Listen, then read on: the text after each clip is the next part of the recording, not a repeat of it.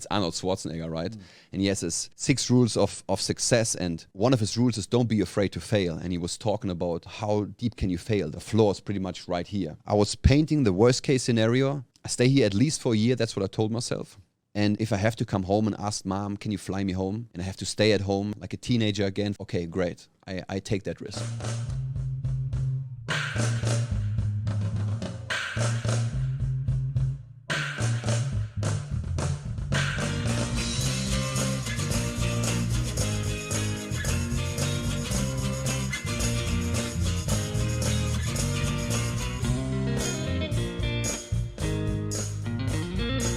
Okay, welcome to Fruiting Body Podcast with your host, Brendan. Today, we have an absolute legend of a guest. It is the Kettlebell King, Peter Forneck. We're going to dive into his whole story of how he came to Germany, to Phuket, Tiger Muay Thai, now up in the Bangtao area, Bangtao Muay Thai and MMA. But before we get started, we are a medicinal mushroom located on the island of Phuket. We'll be launching products. It is now almost October 1st. I think we're going to be launching officially, I know it's been a year and a half, around, I'm going to say December for Christmas. Those products will be on Lazada. We'll have our website. It'll be pumping on the Instagram. We're going to be doing giveaways. It's going to be, I almost swore it's going to be awesome. Now, don't forget to hit like, subscribe. It helps us out in the algorithm. It's going to keep launching us up. We are the biggest podcast in Thailand, and we're going to keep holding that title. So let's get this started without further ado. Oh, and as we're switching our format, this is a 2-part episode. This is part 1 you're watching now, if that's on live on Tuesday or being launched on Tuesday. The second part will be released on Thursday at 6 p.m. Bangkok, Thailand time. So look out for that. It's the same podcast. We're splitting it into 2. We got a lot of requests from our viewers on that. So this way it's easier to digest. So let's get this started with the king of kettlebells, Peter Forneck. Thanks a lot for joining us, Peter.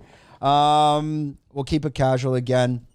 Well, I guess we'll tell a little bit about like how we met. Are you officially now over at Bangtao, or are we allowed to talk about that? I moved to Bangtao a good year ago, yeah, like during COVID, obviously to keep training with my coaches, with the boys. And I will start from October on. I'm going to run a kettlebells and conditioning class 3 times a week, probably Monday, Wednesday, Friday. So we're going to increase the schedule. Yeah, there's a lot going on over there now. They're expanding, the gym's going, in terms of expanding the jiu-jitsu, expanding the S&C area. So beginning October 1st, will there be some sort of, like, the schedule will be released that, like, I'll be able to join those classes? Yes, so I assume today, tomorrow, our team will give some notice on social media. We increase the fitness schedule more and more towards the high season. So from next week on, we got the 9 a.m., right? Yep. We got the 9 a.m. We're going to add me on 12:30 for now, Monday, Wednesday, Friday. And then we got the 5 p.m. class. So yeah, it's a lot, and it's going to diversify it as well. Instead of just doing the HIIT and S&C, you can try the kettlebell. We heard yoga's coming, maybe a 7:30 a.m. class. It's coming. It's a lot of stuff is coming. You got to check out Bangtao Muay Thai and MMA. I'm there. I try to be there 5 days a week, unless my girlfriend's here and stuffing my face. Every time she comes, I put on 10 pounds. Isn't that right, eh? Yeah, she knows.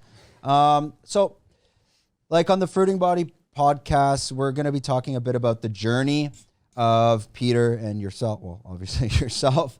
Let's bring it way back and connect that all to you coming to Phuket. Tell us a little bit about your childhood. Where did you come from, and what's your story?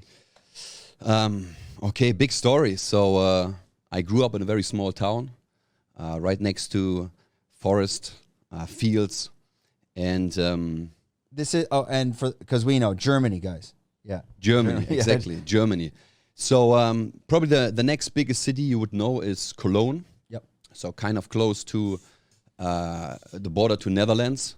And small town, we got like 2,500 people living there. You know everyone, you say hello to everyone. And as every German boy, I started playing football, like football, not soccer, right? Real football. Bayern Munich. Exactly, Bayern Munich. Every small boy is a Bayern Munich fan, by the way. And when we grew up, we realized that there are also other cool teams. And just to pick the winning team is not always the best idea. Anyway, so small town. Was always, I got a sister, We were pretty much the opposite. She could talk very early. I was the one just bubbling, but I could run around. I was climbing the trees and always a very active kid. So my first sport was football, yeah. And my family, especially my father, was very much into motorbiking. So that was my new sport. My dad always wanted me to become a motorbike rider. So I started driving motocross when I was 8 years old. My mom was big times against it.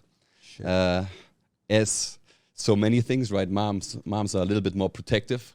And on my 8th birthday, we started riding motocross. Did you keep that going into your teens? And is this something even you still do in Phuket? Because from my understanding, I have a lot of buddies here doing motocross. Yeah. And apparently Phuket's like one of the best spots in Asia for that.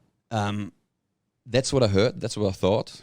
I was never riding motocross in a competitive way.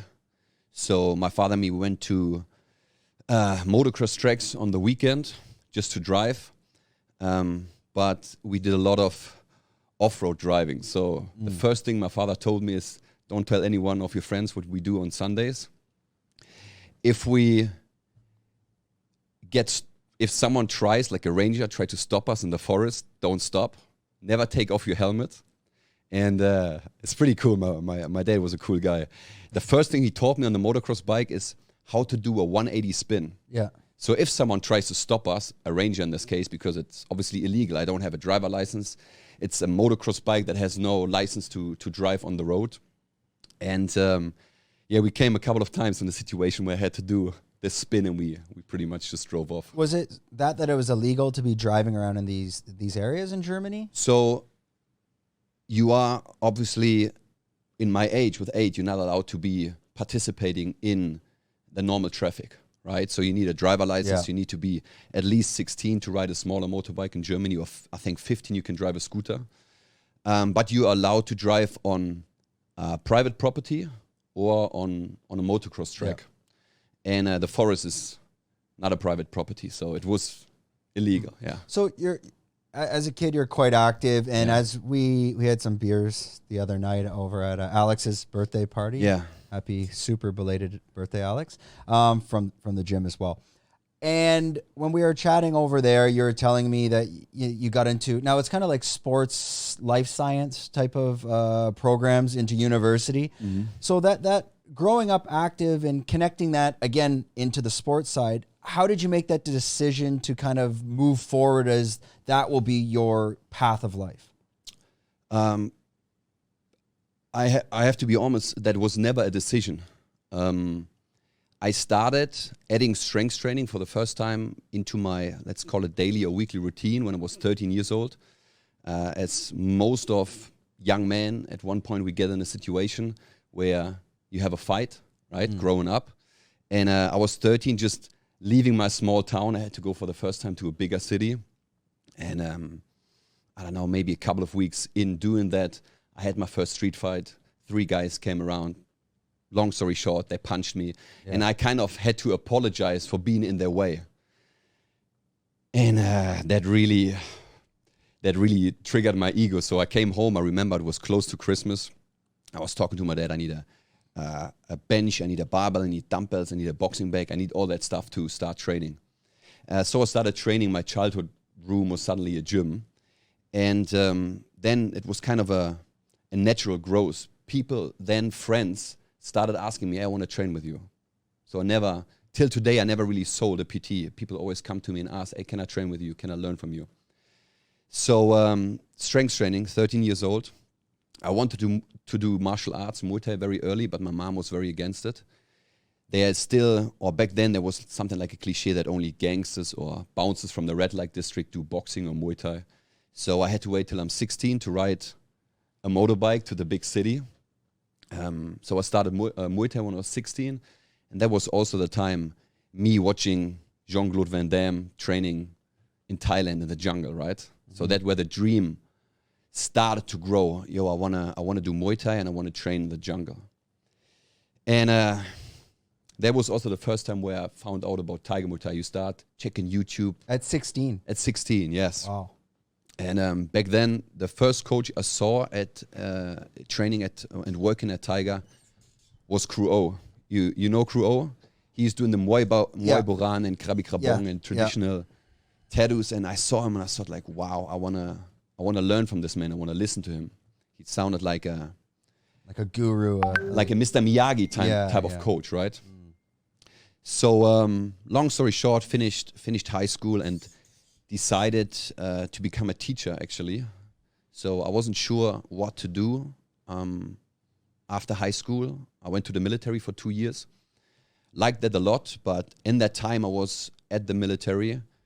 We had was that required? It's not required in Germany to go, or not anymore. So I was one of the last generations who had to do it, 9 months.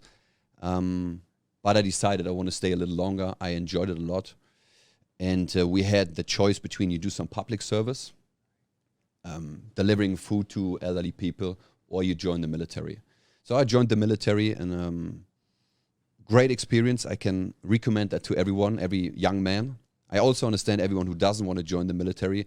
But to get back to the question, back then I actually wanted to stay and make a career in the military, but we had a lot of soldiers dying in Afghanistan in that time that I was in the military, and it was far away. But that for me was the first time getting in contact with war and death. Even so, I'm still in Germany, right? Because we had messages coming into our barracks. We're getting attacked. People are under fire. Soldiers are wounded, dying. And I had that one situation where an officer called me and he booked 2 rooms in our barracks. So I had to prepare the keys because I was doing the security part at night. Had to prepare keys, and for him and his officer, whatever it was, I forgot his name. But I met a lot of cool people. We had a beer, we had a barbecue, talking a lot. And so he booked a room because in my city there was a lot of education for soldiers, and we had the biggest hospital, military hospital. Then a week later, the same soldier called me and canceled the rooms because the officer who wanted to come was one of the soldiers who died in that period of time in Afghanistan. So that really hit me because that was like reality. Playing war is one of the coolest things you can do. Like if it's on the computer or you go play paintball, right? We boys like that kind of stuff. But then I realized, there's no joking around. That is no fun. And I realized I will never meet this person. I will not give him a key. I will not shake his hand. I will not have a beer with him and talk about life, right? So I decided, okay, I want to move on. I want to do something different. And I wanted to become a sport and math teacher, sport and mathematics. I was studying that for 2 years. Also realized that that's not the right move for me. I like the job as a teacher, but the system you are in is very difficult in Germany. It's already structured. There's no room for your creative input. First of all, that I still enjoyed that because you obviously can give a lot with your personality to the kids. And for me, my coaches and my teachers were always the most important men in my life. I learned so much from them, right? With your father, how much time do you really spend with your dad? You see him for breakfast, for dinner, and then maybe on the weekends. But with your coaches and teachers, if you have good ones, you can learn a lot. But I had that one situation where the kid's not listening, and I say, okay, everyone, shut up, go down, do some push-ups. So we were doing push-ups, and everyone was loving it. They came to me, oh, Mr. Forneck, I want to become strong, I want to build some muscle, what can I do at home? Cool. Told them what to do. A couple of weeks later, one mom calls the school and says, her son has pain in his arms, sore muscle. And the teacher, my supervisor for my internship at the school, was telling me, Pete, I love what you do, but you got to understand, if I tell you to do something and you're not listening to me, and I tell you to do push-ups, it's in the same category than me hitting you. It's like, I think physical education would be the wrong term, but I use your body to teach you something. You know what I mean? Yeah. And that's pretty much me being almost in jail. And it's I didn't want it to be in that environment, you know? Yeah, and it's just, it's quite, I mean, you can turn any perspective into whatever you want. It's a little bit of nonsense, but of what they're telling you at that level. Yes. But I get it too. They're probably, this is probably that age where, you know, things were starting to change in the systems as well. I mean, we were all getting a little bit soft around those times. Absolutely. And so then I made the decision to switch my subjects at university. I was at the German Sport University in Cologne. And I switched to sport and performance. So it was all about how can I make you stronger, faster, jump higher with training, nutrition, and all the way to performance enhancing drugs. So that's all we talked about. Was there a goal or a connection to Thailand at this point? Or was it still, you know, let me finish my degree and then I'll figure it out? So I figured already out that, like I told you, I did a lot of sport. And at university, you have to swim. I was snowboarding. I was rowing. I had to climb, track and field, all kinds of sport we had to play. And I enjoyed them a lot, but I felt for myself that strength training and martial arts are the two things I want to keep in my life. And I liked all the other sports, but I was thinking, why should I be a strength and conditioning coach for, let's say, football, tennis, golf, handball? Those are the sports that are very popular in Germany. When my heart is actually beating for martial arts, but I grew up, and most of the boys grew up like this who did martial arts back then, that strength training makes you slow, you lose your flexibility, and we don't do this in martial arts. So I wasn't sure if, when was that? That was 2010, 12, if there's a job like this, strength and conditioning coach for fighters. And then everything slowly fall in place. I told you, I had that teen dream from training in the jungle, doing Muay Thai like Jean-Claude Van Damme did. And my university offered me a scholarship to go to Melbourne, Australia. So I went there, studied 1 semester sport psychology. And on the way back, I knew I'm going to fly over Thailand. So it was kind of clear I have to make a stop there, spend a few weeks, live my teen dream. And I wanted to see if there is a job, strength and conditioning coach for fighters. And actually, I was writing something like a travel book while I was in Melbourne. And August 2014, I wrote down, I'm going to be a strength and conditioning coach at Tiger Muay Thai. I wrote that in that book to kind of give me a direction. Came over January 15 for the first time, 6 weeks, training. I was preparing for an amateur fight in Germany, and straight away I fall in love with the island, with the people, with the culture, with Tiger Muay Thai. I met Woody, who was the head coach back then, and it was clear I have to come back. Now, you were training for Muay Thai, correct? Not MMA. Muay Thai, exactly. With that goal in mind and coming over to Tiger Muay Thai, initially, was it more or less just to see, hey, what's going on over here? What's the atmosphere? What's the environment? And doing some training, but kind of in the back of your mind, it's like, how can I get in here as well? Yes. So at the beginning, I thought, okay, I'm going to, like my dreams were, I want to have my own gym. I want to work in Germany. I want to have, I don't know, boxing is very big. Kickboxing is pretty big in Germany, where I'm from. So I wasn't thinking of going to Thailand. But once I've been here and I felt how good it feels to live here.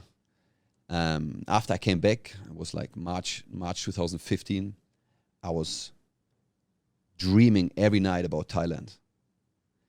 And a year later, I made a decision overnight. I have to book a return flight. I have to go again. So 2016, February, March, April, I came again to Tiger with the idea to shake hands, show people who I am, and ask for a job. So I came, and back then I thought, wow, Woody is giving me an opportunity to teach every Saturday a class at Tiger Muay Thai. And that was a big opportunity because I could show who I am and that I can actually deliver something good, put something to the table for the team. But now looking back, I think he just wanted to have his Saturday off, you know, as I know him. That's probably fair enough to Yeah. say. To paint that picture, so you trained. This is 2014. 15, yeah. 2015, you've trained. Now you're going to training for a fight in Germany. In Germany, yeah. Did you have that fight? Yeah. As well. So you have that fight. Now you're dreaming again to kind of come back to Tiger Muay Thai. Between that gap, are you saving up money, working a job so that you can at least, you know, have some flexibility once you got here? Because again, you're coming here to train and hoping for the best that you can get a job. Financially, how did you kind of piece that all together? Good question. So I still didn't have a plan. I just came back 2015 and I knew I want to go again. Now, 1 year later, I went again for two months. And Woody told me, listen up, come by the end of the year and we see what we can do. That's what was his message. And I was pretty much in the last 1 or 2 semesters of my bachelor degree. And I was thinking, how can I do that? And I applied for a second scholarship to write my bachelor thesis at Tiger Muay Thai. And that scholarship supported me for full 6 months in Thailand. So they paid for my flight, one-way ticket. By the way, back then I paid 280 euros. And now it's like, I don't know, 1,500 for return. And one way was 280 euros. Anyway, so I applied for that scholarship. I went to Thai classes, evening school. I did everything I can do to get that scholarship. And I got it. Came over to Tiger Muay Thai, or before that I prepared to put my life into a shoebox, leave it in my mom's cellar, sold everything I can sell, come over here, and I wrote my bachelor thesis about martial arts tourism, which is actually a pretty interesting topic, which connected to my sport psychology in Melbourne and to my own experience, because no one back home, family, friends, and people around me could understand why would you ever go to Thailand, which is a paradise, and pay money to get punched and kicked, 35 degrees. Why wouldn't you get an all-inclusive holiday, chilling on the beach or at the pool bar, drinking your margaritas and relax, right? So no one could understand this. So the question I wanted to answer in that bachelor thesis is, first of all, what kind of people come here for martial art tourism? Because still everyone thinks you have to be a professional fighter or you have to be some kind of a aggressive person, a criminal or a bouncer, right? That's what people, at least back then, thought. And so I wanted to show that this is not the case. And I wanted to answer the question, what is the motivation behind coming here? Now, once you've landed here, it's still up in the air. Yeah. Woody said maybe on the Saturday. Was it pretty quick of a transition where you kind of got the go-ahead? Or were you, the point of the question is more like, you know, maybe you're waiting a month and, you know, that anticipation, that anxiety is building up. Will I get it? Won't I get it? Because, I mean, I'm assuming the day you got the opportunity to work a Saturday, that Friday night must have felt like Christmas. Absolutely. And it definitely was a big decision. But to quote one of my idols, a lot of the boys gonna laugh now because it's Arnold Schwarzenegger, right? And he has his 6 rules of success, and one of his rules is don't be afraid to fail. And he was talking about like how deep can you fail? The floor is pretty much right here. And I was luckily fortunate enough, first of all, to get that scholarship. I knew I was safe for 6 months. And I was fortunate enough that I knew that if I come here and I fail, and let's assume I have no money back left in my bank account, I could call my mom, I could call my sister. They would pay a flight, let me come back home. I could stay in the living room. There will always be food in my fridge. And I have a university degree, and I assume I will find a job again. So I was painting the worst case scenario, which would be I stay here at least for a year. That's what I told myself. And if I have to come home and ask mom, can you fly me home? And I have to stay at home like a teenager again for a period of time okay, great. I take that risk. Yeah, I think a lot of people when they come to Thailand, it can be a stepping stone to give yourself at least that chance, because I think there's more pain and regret if you didn't do it. For sure. I mean, I was always I was always pretty good in not doing what I don't like to do, and it's still one of my rules today. What do you mean by that?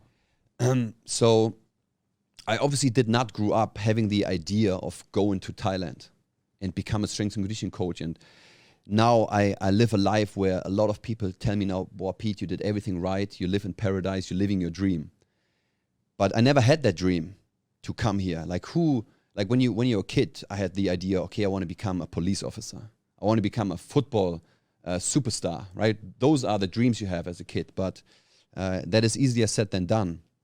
But throughout my life, I was always just very open to try out a lot of things, with sport, for example. And I always kept the things I like, and I left the things I don't like. And my mom, for example, I'm very behind her that she keeps training and staying healthy. And for a long time, she was saying, no, I have no time to exercise on Saturday. I have to clean the windows. I said, no, you don't have to. Like, it's nothing you have to do. Yes, she owns that house and she wants to keep it tidy and neat, right? But for me, that was always a metaphor to say, okay, you have a choice. Yes, you can clean the windows, but if that's not really something you love and want to do, then why don't you go for a run or go to the gym or ride the bicycle, whatever it is you like to do. So I found what I want to do by trying out a lot of things and always cutting off what I don't like to do.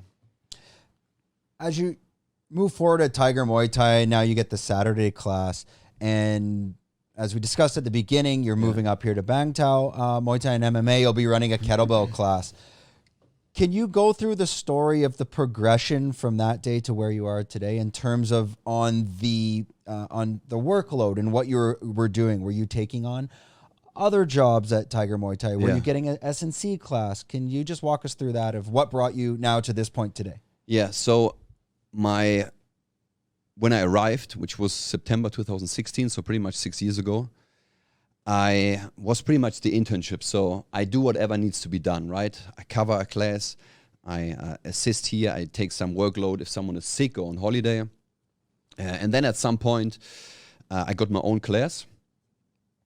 What was my first class? I think it was called Strength and Conditioning. It was a 1 p.m. class where I taught fundamentals, how to deadlift, how to squat, and so on and so on. And it took 8 months. So 8 months I was working for free. Grinding out, yeah. Grinding out, trying to earn my respect. Tiger obviously was great.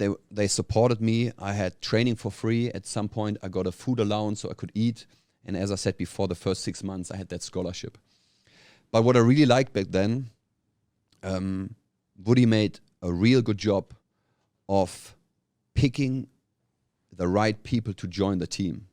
Like when I got the work contract, he told me that he didn't let me work for 8 months for free because he wasn't sure if I'm educated enough, or like it was very early clear that people liked my class and that I got along with our customers. But he really made sure, and he told me, everyone who's in the team is a priority. We only let you in if you fit in. And when do you know that someone fits in? For sure not after a week, right? So we had a long process, and 8 months later I got the opportunity to sign the contract, and I said, of course, let's go. Did you see a lot of people similar as yourself try to attempt this path that maybe did not succeed? Where yes, I'm assuming throughout that, if you did see it, you probably got close to a few of them. Do you have any examples, without naming names, of the people that may have given up on their own or maybe given up for other reasons? Yeah, I have million examples. Like pretty much everyone who comes here stays a little longer or comes over and over again. They want to figure out a way of staying at least in Phuket, right? And if you're into fitness, if you maybe a coach back home, then I cannot imagine anything better than having a job like like I had at Tiger Muay Thai or now in Bangtao. And the number one reason why people did not make it on the team is because they were not here or not able to cut their own life. Because let's assume you come to Tiger and you took a break from work and whatever you were doing at home and you stay for 3 months, and we realized, Brandon would be the right guy. He fits in the team. He knows the stuff. And we tell you, come back and we make it happen. But you don't come back. That is the number one. Like it is very easy to have that dream, but I'm living my dream on a big cost. I don't see my family. I don't see my friends. They're all getting married. I miss almost every wedding. They're all having kids right now, and they're pretty good in keeping me in contact, but over WhatsApp, right? So it is a big price you pay, and I understand everyone who doesn't want to pay that price. And I'm assuming you would also see people who would show up and maybe they couldn't do the grind. They would attempt it and they wouldn't last as long. Did you see this type of demographic as well? Absolutely. The thing is, there were so many people in line waiting for a job. And there was also, let's say an opportunity of having a free coach or a free assistant. And how long can you be a free assistant? Again, I was in a fortunate situation at the scholarship, and I had my mom who could support me a little bit, that I could stay there for 8 months without having a real income. Yep. And if you don't have that, then what are you going to do? And you might even have still bills to pay in your home country, right? You have a car, you have insurance, you have maybe still a place you're renting. So money goes down very quick. I had no expenses. I cut everything. Let's paint that picture for people that can now, maybe they're living abroad, and if they wanted to budget or calculate, or how can you grind in Thailand? And I think anyone that's lived in Asia, pretty much, I think it's fair to say that, I've lived in China. At one point, we've went to the bare minimum and we've grinded right through. And I can give that story about China or Taiwan. Can you give that story about Thailand, just so people can understand, hey, if you really want to come here and live off peanuts and grind off peanuts, this is the cost and this is how you have to live your lifestyle. What is that lifestyle? What does that cost when you're really grinding it? When you're really grinding it down to save money, well, people are different, and your peanuts are maybe not my peanuts, right? But I would say you live a really good life on $1,000 a month. So I would say I have a great house, 2-bedroom, big kitchen, big living room, front yard, a little bit of a garden. I pay 12,000 baht, which is, let's say, $350-ish. Well, that's today, right? That's today. I'm talking like when you first got here. When I first got there, I was living in a small room for 5,000 baht, which is, let's say, $150, right? So I was paying $150, and I'm telling you, living in a small room in Thailand is all you need, because you just go there to sleep. Like, you need a bed and a bathroom. That's all you need. You don't need a kitchen. You don't need to cook at home, because you can eat really good for $1.50. You get your chicken rice. I would say, no, the most expensive things beside partying, it's very easy to spend a lot of money if you go out, is your gym membership. Like, if you wanna train in a gym, in a high quality gym, you pay up to 10,000 baht a month. If you're now a local or an expat, that becomes way cheaper, but it is a cost you have to pay. And breakfast. I had to realize this. The boys again gonna laugh. I like to have my second breakfast every day, and no one could understand what is a second breakfast, because apparently you only can break fast once, right? But I just break the fast a second time after 2 hours. So I like 2 breakfasts. I like my coffee. And just to give you an idea, you can have good Thai food for 60 baht, but you also pay 60 baht for just a coffee. Right. So if you have a breakfast and you drink 2 coffee, that's already two times a lunch. Yeah. So if you want to come here and save money, then cook your coffee and your, eggs at home. Yeah, anyone really looking to grind, and that's kind of the point of that question of, You might not even need 40, 50,000 baht a month. I mean, you can find a place for 5,000 baht, and you can probably, let's say, if you really grind, you could probably live off 200 baht a day on food. That's pretty fair. And you could probably go cheaper if you really wanted. I was coaching this one Muay Thai fighter at Tiger. She was living off 1,000 baht a week. Jesus. Yeah. She was pretty much just eating oats with water and protein powder and every now and then whatever else she was eating. I spend 1,000 baht a day. Yeah, it goes quick when you want to eat here. Yeah, easy. Yeah, I spend 1,000 baht a day. And again, my costs are now a little bit higher than before. But if you're alone, you're a single man, I would say $1,000, you live a very good life. And with a very good life, I mean, you eat outside in restaurants 3 times per day, 7 days a week, all year long, which is impossible in Germany. Impossible. Yeah, it's the only thing you're probably cutting out is just like partying. That's the main thing. And then obviously you're not going for a steak dinner, but you're eating Thai food. Gas at the end of the day is quite cheap. Your motorbike's probably going to cost you 3,000 baht a month. Yep. But I always tell people that if they move here and you're coming for a year, just buy one. Because you can go get a good enough motorbike at 20,000 baht off the bat. Easy. And that basically, it's cheap. You better buy it than renting it the full year. Yeah, and then you sell it again before you leave. Exactly. Let's move more into the sports and science stuff. We had this conversation, I think, a couple weeks ago. We won't get too technical, but you did blow my mind on some information that I wasn't so aware of. And now, is this information you're sharing when you're doing your PTs and possibly just sharing to friends or just in the class? We went into the conversation about the 3 energy systems. Yeah. Can we talk about that and just explain a little bit more? What does that mean and what does that entail? Yeah. So to answer your first question, yes, I don't teach it in my group class, but if you have a PT with me, one of my main goals is to educate you to a point where you don't need me anymore, which might be not the best business idea, but as I'm mainly working with tourists, you come for a month and then you leave. I want to get you to a point where you don't need me next to you and maybe even don't need a coach at home. So I try to educate you so you kind of know what to do and you can keep training, right? And the idea with the energy system comes up mainly because a lot of people have that idea of going hard, going all out, puking at the end of a session every day. And that's how they see success for themselves. If the class session was really hard, the effort was really high and they lie on the ground and they're about to die, they will call mama and say, yo, this coach is insane. I'm training so hard. But let me tell you, if you puke 3 times a week, you're not going to get stronger. You're not going to build muscle. You maybe lose your teeth and get throat cancer if you train so hard and puke every day, right? There's a certain threshold where you shouldn't be passing. Well, I would say exactly the only time a year is where you puke is on competition day.